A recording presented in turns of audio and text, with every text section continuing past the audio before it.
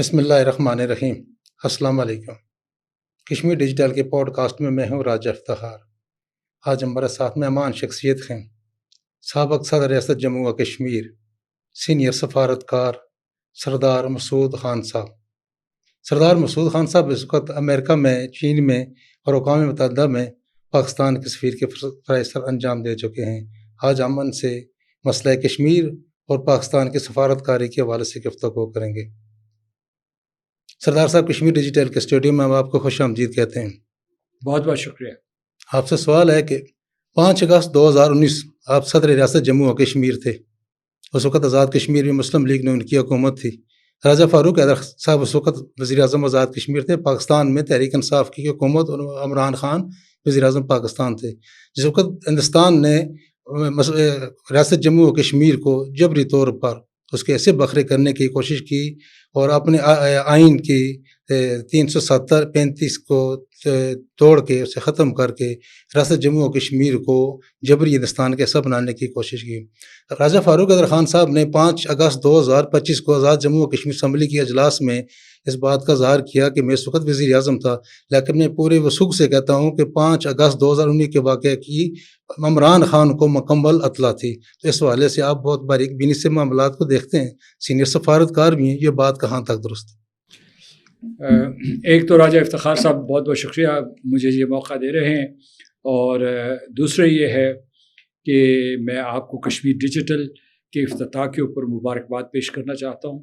یہ مظفر آباد میں جو آزاد کشمیر کا کیپٹل ہے، اس میں اس قسم کی ڈیجیٹل ٹیکنالوجی اور ڈیجیٹل میڈیا، میں سمجھتا ہوں یہاں کے عوام کے لیے 40-42 لاکھ عوام کے لیے ایک بہت بڑی پیش رفت ہے، اور میں اہل جموں و کشمیر، اہل آزاد کشمیر کو بھی مبارکباد دینا چاہتا ہوں۔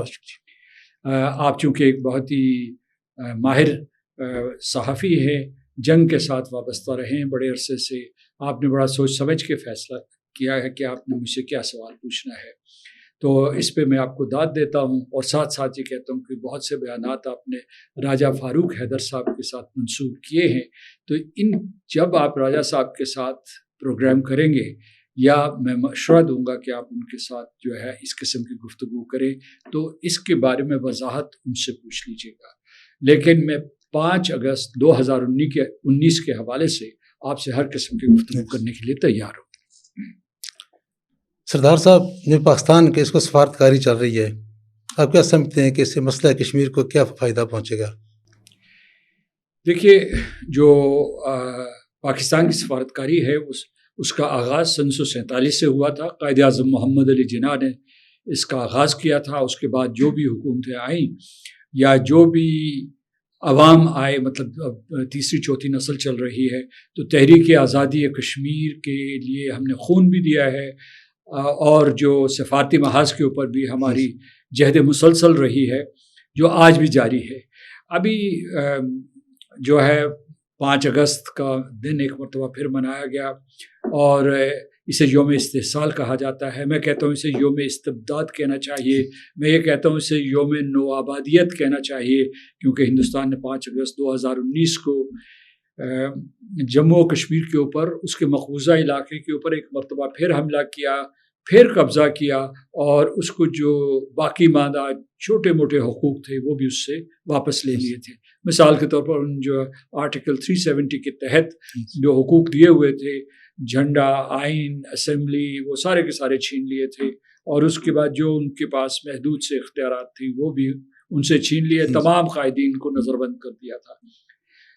اس وقت حکومت پاکستان، اہل جموں و کشمیر، آزاد کشمیر کی حکومت، سارے کے سارے سراپا احتجاج تھے، ساری دنیا آپ کے ساتھ کھڑی ہو گئی تھی، اور میں سمجھتا ہوں کہ اس وقت ایک مومنٹم تھا جو کہ ہم برقرار نہ رکھ سکے۔ لیکن ابھی حال ہی میں جو ہندوستان اور پاکستان کے درمیان جنگ ہوئی ہے، اور پاکستان کو فتح مبین حاصل ہوئی ہے، ہندوستان کو شکست فاش کا سامنا کرنا پڑا ہے، اس کے بعد صدر ٹرمپ نے جو جنگ بندی کی، اور اس کے بعد جو ہے انہوں نے بیانات دیے، انہوں نے کہا کہ وہ مسئلہ کشمیر کے حل کرنے کے سلسلے میں پاکستان کی مدد کریں گے۔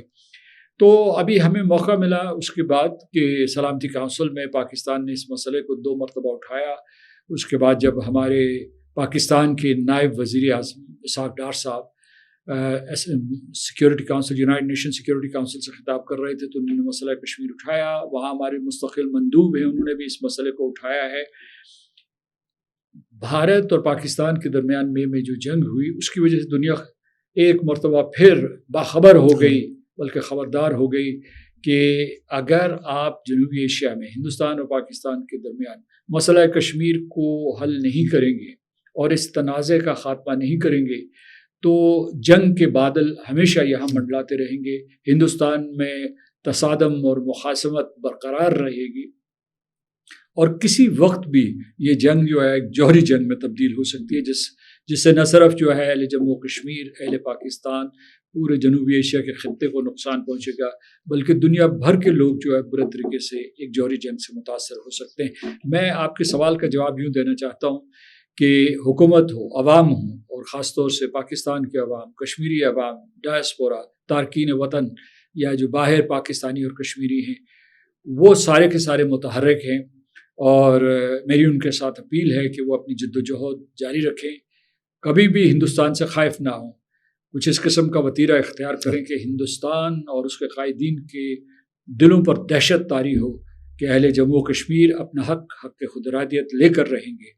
اور اس کے لیے وہ دنیا کے بڑے بڑے کیپٹلز میں، نیو یارک ہو، واشنگٹن ہو، برسلز ہو، یا لندن ہو، یا ٹوکیو ہو، یا اسلامی ممالک ہوں، وہاں اپنی جد و جہد پورے یقین اور اعتماد کے ساتھ جاری رکھیں.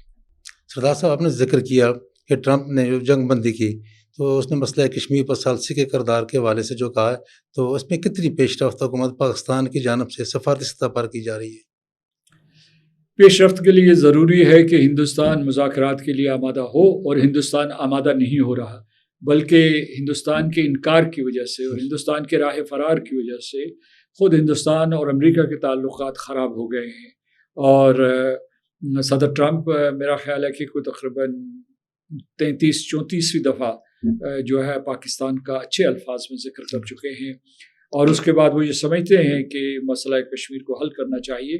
تو پاکستان کی کوشش جاری ہے، لیکن ہندوستان جو ہے وہ یہ دنیا کو یہ یقین دلانے کی کوشش کر رہا ہے کہ یہ دو طرفہ معاملہ ہے، یہ ہندوستان اور پاکستان کے درمیان معاملہ ہے، اس میں تیسری پارٹی کی مداخلت نہیں ہو سکتی، اقوام متحدہ کا کوئی رول نہیں ہو سکتا، یہاں تک کہ وہ بین الاقوامی قانون کو بھی ماننے سے انکار کر رہا ہے. لیکن یہ فسانہ ہے، حقیقت نہیں ہے. حقیقت یہ ہے کہ یہ ایک بین الاقوامی تنازع ہے اور اس کے اوپر اقوام متحدہ کی سلامتی کونسل کی قراردادیں موجود ہیں، اور اس کا فیصلہ بین الاقوامی قانون کے مطابق ہوگا. ہندوستان جو مظالم کر رہا ہے وہ جنیوا کنونشنز کی خلاف ورزی ہے، اور اسے اس کے لیے سزاوار ٹھہرانا چاہیے. وہ جواب دہ ہے اہل جموں و کشمیر کے سامنے، اہل پاکستان کے سامنے اور عالمی برادری کے سامنے. اسے معاف نہیں کیا جائے گا. تو میں یہ کہنا چاہتا ہوں کہ ہندوستان کو آمادہ کرنے میں، مذاکرات کے لیے آمادہ کرنے میں بڑی دقت ہو رہی ہے. ایک اور چیز جو میں بتاؤں کہ بھارت عام طور پہ دھوکہ دہی سے کام لیتا ہے. وہ یہ کہتا ہے، دنیا کو تو یہ یقین دلاتا ہے کہ یہ دو طرفہ معاملہ ہے، لیکن جب ہم مذاکرات کی میز کے اوپر ایک دوسرے کے سامنے آتے ہیں تو وہ کہتا ہے کہ مسئلہ ہی نہیں ہے، اور اسے یک طرفہ معاملہ بنا لیتا ہے، یونیلیٹرل اسے مسئلہ بنا لیتا ہے، اور پھر جو ہے وہ فوج کشی کرتا ہے مخصوصہ علاقے میں، اور کشمیریوں کے اوپر ظلم اور بھی زیادہ کر دیتا ہے.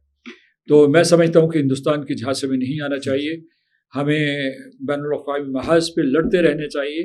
یہ ایک لمبی جنگ ہے اور اس میں شکست بھارت کی ہوگی، اور کشمیری جو اپنے حق کے خود ارادیت کے لیے 5 لاکھ جانوں کا نذرانہ دے چکے ہیں 1947 سے اب تک، میں سمجھتا ہوں کہ وہ کامیاب و کامران ہوں گے.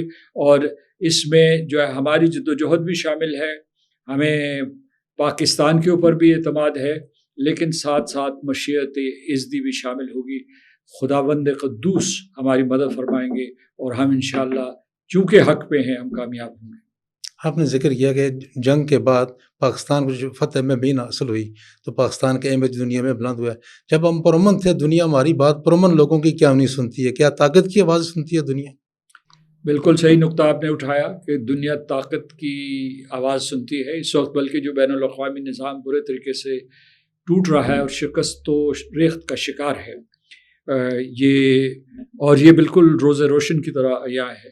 اس وقت کس کی بات سنی جا رہی ہے؟ طاقتور ممالک کی بات سنی جا رہی ہے۔ تو میں سمجھتا ہوں کہ اہل جموں و کشمیر کے لیے بھی یہ ایک واضح پیغام ہے، اور اہل پاکستان کے لیے کہ آپ اپنی طاقت حاصل کریں، عسکری طاقت کو بڑھائیں، اسٹریٹجک استعداد کو بڑھائیں اور معاشی طاقت کو بڑھائیں۔ اور یہ ایک ایسا وقت آئے گا کہ دنیا ہم سے پوچھے گی اور ہندوستان ہم سے پوچھے گا کہ آپ کشمیر کا کیا حل چاہتے ہیں۔ کشمیریوں سے پوچھا جائے گا اگر آپ کے پاس طاقت ہے کہ آپ کی کیا خواہشات ہیں، آپ کی کیا ترجیحات ہیں۔ لیکن کمزوری کی حالت میں جو ہے آپ کو انصاف نہیں مل سکتا، کیونکہ جو انصاف کے لیے ادارے قائم کیے گئے تھے یا جو عدالتیں قائم کی گئی ہیں وہ جانبدار ہو چکی ہیں یا نعیف اور ضعیف ہو چکی ہیں۔ سردار صاحب، آپ نے سر ذکر کیا کہ ہندوستان پاکستان کی جنگ کے حوالے سے 2019 کو پاکستان جو حملہ کیا ہندوستان نے، تو پاکستان نے اس کے 2 فائٹر جٹ گرائے، تو 2025 مئی میں جو 6 فائٹر جو ہے انڈیا کے، ابھی تک ان کے 8 فائٹر گر چکے ہیں، جبکہ الحمدللہ پاکستان کے کسی جہاز کا ایک پرزہ تک بھی ضائع نہیں ہوا۔ تو ابھی اس کے نیول جو اس کے ایئر مارشل ہیں انڈیا کے، وہ کہتے ہیں ابھی ان کو 3 مہینے کے بعد پتہ چلا ہے کہ پاکستان کے بھی 6 جہاز گر گئے ہیں۔ تو اس والے سے کہ یعنی پہلے تو کہتے سیاستدان تو جھوٹ بولتے تھے، لیکن آرمی میں ایک ذمہ دار آدمی کا اتنا بڑا جھوٹ کہ پاکستان کے بھی 6 جہاز یعنی اس نے انڈیا کے ایئر فورس نے کرائے ہیں۔ تو اس پر آپ کا؟ میں یہ کہوں گا کہ جھوٹ اور دروغ گوئی کے لیے بھی کوئی صلاحیت چاہیے، یعنی ان کے پاس کئی مواقع تھے۔ جنگ کے دوران کہہ سکتے تھے کہ ہم نے پاکستان کے طیارے گرا دیے ہیں، اور اس کے بعد جو ہے ساری دنیا ان سے سوال پوچھتی رہی، دلی میں، سنگاپور میں، انڈونیشیا میں، اقوام متحدہ میں ان سے پوچھا گیا جب رفال گرا ہے تو اس کی بین الاقوامی منڈی میں قیمت گر گئی، پاکستان نے جیٹ اینڈ سی استعمال کیا، تو چھنگتو میں چینی ایئر کرافٹ جو تھے ان کی مارکیٹ دنیا میں بڑھ گئی۔ تو ان کے پاس دفاع کے لیے کئی مواقع تھے اگر اس میں ذرا بھی سچ ہوتا، لیکن چونکہ سچ نہیں تھا اور صدر ٹرمپ نے بھی اس کی تصدیق اور توثیق کر دی کہ 5 طیارے پاکستان نے گرائے ہیں، تو چونکہ وہ چنکیا کو مانتے ہیں اور وہ یہ سمجھتے ہیں کہ جب آپ سچ آپ کی آنکھوں کے سامنے ہو اور وہ آپ کے بالکل آپ کے آنکھوں میں گھور رہا ہو اور آپ کے پاس کوئی جواز نہ ہو، کوئی جواب نہ ہو، اور اپنی جنتا کے سامنے بھی ذلت ہو رہی ہو اور دنیا بھی جو ہے آپ کو نشانہ تنقید بنا رہی ہو یا آپ کی جگ ہسائی ہو رہی ہو جگہ جگہ پہ، تو انہوں نے ایک تکنیک استعمال کی ہے کہ ایسا جھوٹ بولو جس سے کوئی پورے کا پورا معاملہ جو ہے وہ گڈمڈ ہو جائے، یعنی مطلب یہ ہے کہ کوئی کنفیوژن قسم کی کوئی چیز کریٹ ہو جائے۔ یہ انہوں نے کوشش کی ہے، یہ کوشش ناکام ہوگی۔ ابھی میں تھوڑی دیر پہلے جو ہے پریس کلب میں آپ کے ساتھ تھا، تو وہاں میں نے یہ نقطہ اٹھایا تھا اور بلکہ اسے دہرانا چاہتا ہوں کہ ہندوستان میں ان کا مذاق اڑ رہا ہے، یعنی یہ ان کی لوک سبھا ہو، ان کی جو ہے خود سنگھ پریوار ہو، اس کے بعد جو ہے راشٹریہ سوائم سیوک سنگھ ہو، کانگریس ہو، ان کی جو جماعت ہے، اپوزیشن کی جماعت ہے، سب جگہ ان کا مذاق اڑایا جا رہا ہے۔ تو پہلے وہ اپنے ملک میں تو کریڈیبلٹی حاصل کر لیں، پھر دیکھا جائے گا دنیا کیا کہتی ہے۔ دنیا کو معلوم ہے کہ ہندوستان جہاز تو کیا، پاکستان جہاز کے کسی ایک پرزے کو ہلکی سی خراش بھی نہیں لگا سکا۔ آپ نے دیکھا ہوگا 13 جولائی کو مقبوضہ کشمیر کے کٹھ پتلی وزیر اعلیٰ فاروق عبداللہ یوم شہداء کے موقع پر شہداء کی یادگار پر فاتح خوانے کے لیے جا رہے تھے، تو انڈین فورسز کے جو نوجوان تھے انہوں نے دھکے دیے ان کو، وہاں جانے سے روکا، پھر دیوار پر لانگ کے وہاں اندر یوم شہداء منانے کے لیے وہ گئے۔ آپ صدر آزاد جموں و کشمیر رہے ہیں، کہیں آپ کو بھی پاکستان کی طرف سے فورسز کی طرف سے اس طرح کا کبھی کوئی رکاوٹ آئی ہے کہ آپ وہاں نہ جائیں، یہاں نہ جائیں؟ دیکھیے جی، گیلانی صاحب کہتے تھے وہاں قید و بند کی حالت میں کہا کہ گیلانی مرحوم جو ہمارے قائد کشمیر تھے وہ کہتے تھے کہ ہم پاکستانی ہیں، پاکستان ہمارا ہے۔ کیوں کہتے تھے؟ اس لیے کہ پاکستان میں آزادیاں ہیں۔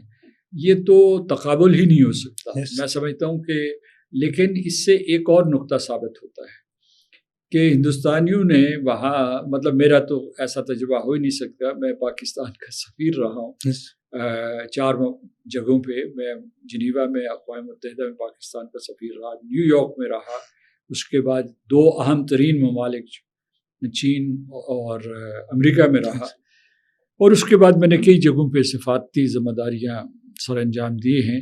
تو میں، اور ابھی اگر آپ پاکستان کی بات کرتے ہیں تو پاکستان کے ہر دور میں، پچھلے دور میں جو ہے اور آج کے دور میں بھی 3-4 کور کمانڈرز ہوتے ہیں جو افواج پاکستان میں۔ تو اس کے علاوہ یہ ہے کہ جو آزاد کشمیر کے لائق لوگ ہیں، ان کی بھرپور نمائندگی ہے پورے پاکستان میں، اپنی تو ان کی اپنی ایک حکومت یہاں موجود ہے۔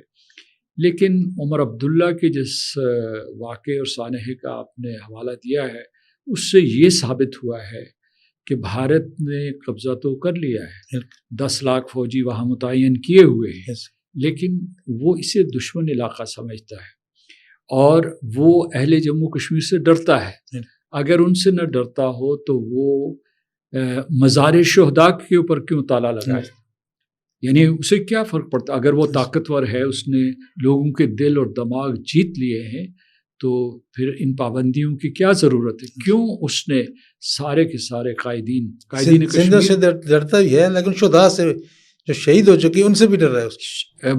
بہت خوب آپ نے کہا کہ شہداء، جو 22 شہداء جنہوں نے 13 جولائی 1931 میں جام شہادت نوش کیا تھا، ان سے بھی ڈرتا ہے۔